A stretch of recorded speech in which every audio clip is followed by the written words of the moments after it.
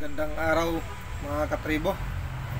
So ngayon yung gagawin natin kung paano magtanggal ng wire sa gulong, kasi may nag-request sa atin na mga subscriber natin kung paano daw tanggalin yung wire dito sa gulong. At saka mga katribo, paalala ko lang, wag nyo pong susunugin yung gulong para lang makuha yung wire nito para gawing hawla. Madali lang naman tong kunin, gamitan lang natin yan ng kutsilyo. So mamaya tatrabuhin na natin to mga katribo para makagawa na naman tayo ng isa pang hawla. Saka baka naman pwedeng pa-subscribe ng ating YouTube channel, saka pindutin nyo na yung notification bell para updated kayo sa mga bago nating video na gagawin pa sa susunod mga katribo.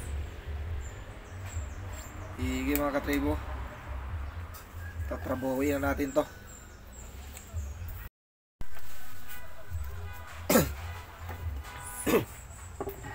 Paalala pala mga katribo, huwag niyong putulin yung gulong, kasi pag pinutol niyo yan ay magiging maiksi na lang yung wire na makukuha nyo, dahil ang mga wire na nandito sa loob ay may putol na siya. Kaya gagawin natin, lalahapin lang natin ito. Ito lang mga katribo, sundan nyo lang.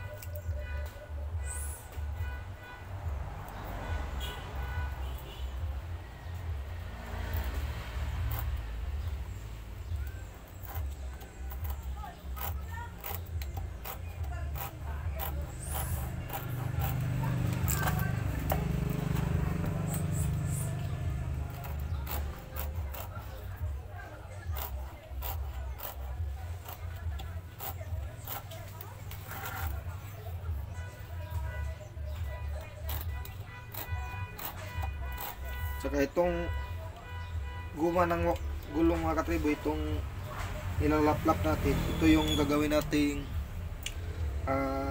pangtali doon sa sa hawla, doon sa bunganga ng hawla, yung nagsisilbing pintuan. Kaya ingatan yung huwag maputol.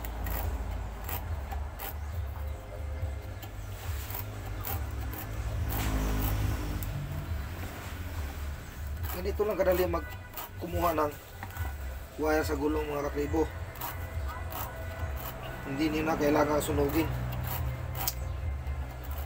Saka wag kayong magsusunog ng gulong dahil mabaho at saka nakakasira ng ating ozone layer.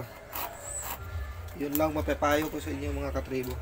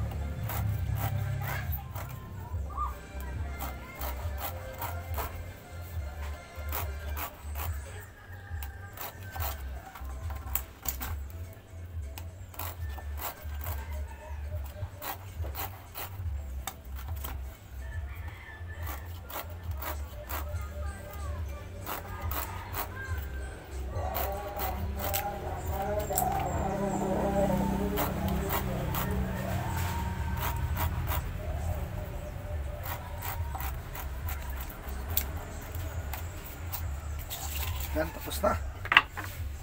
So ang gagawin natin,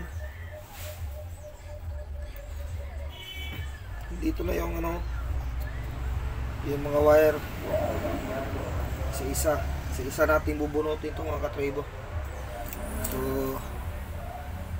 kukuha tayo ng isa.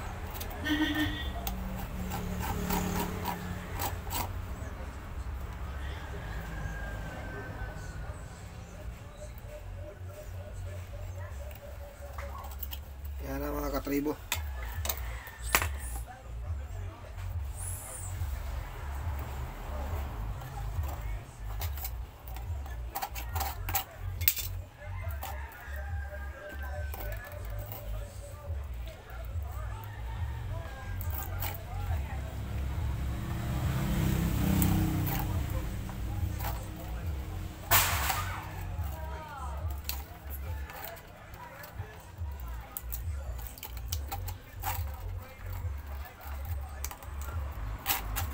Ito yung sinasabi ko mga katribo na putol siya.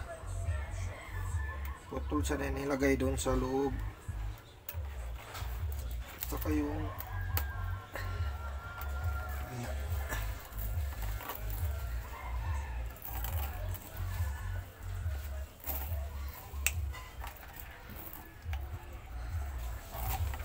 yan, dyan siya.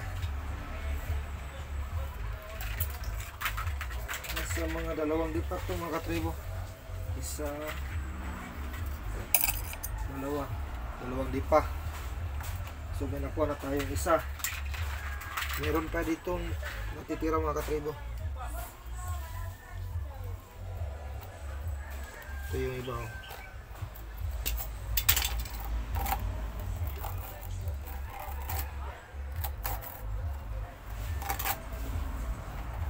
Doon putol na naman. Kaya yung sabi ko, wag niyong putulin yung gulong. Dahil pag pinutol niyo yung gulong, maiksi na lang na matitira na mga wire na makukuha niyo mga katribo. Yan. Dalawa na. Tigda dalawang dipa bawat isa.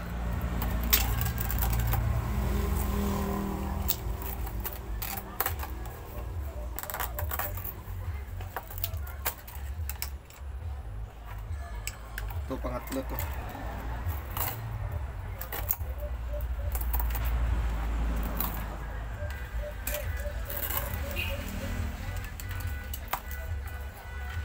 Pangatlo. Ayun to ba?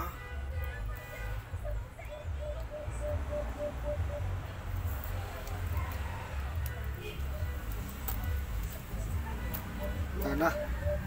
So dito sa kabila tatlo.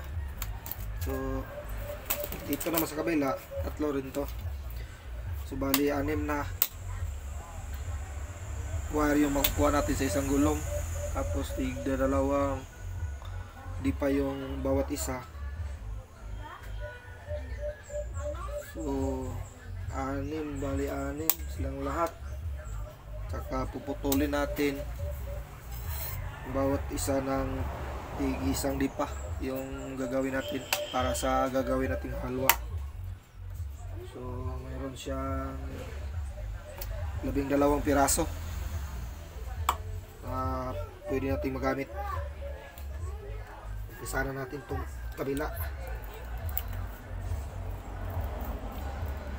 Sagad nyo lang yung kutsilyo nyo hanggang sa maramdaman nyo na natatamaan na yung wire para madali nyong mabunot yung wire kasi marami pa itong mga ang tawag dito, yung mga tali-tali na yung mga lambo.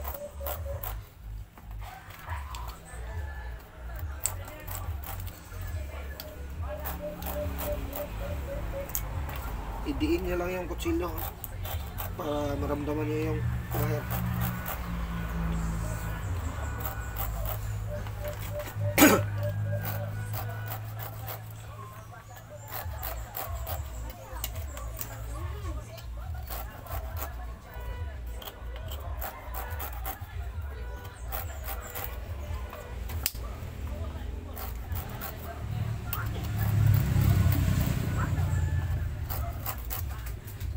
So dito lang muna mga katribo.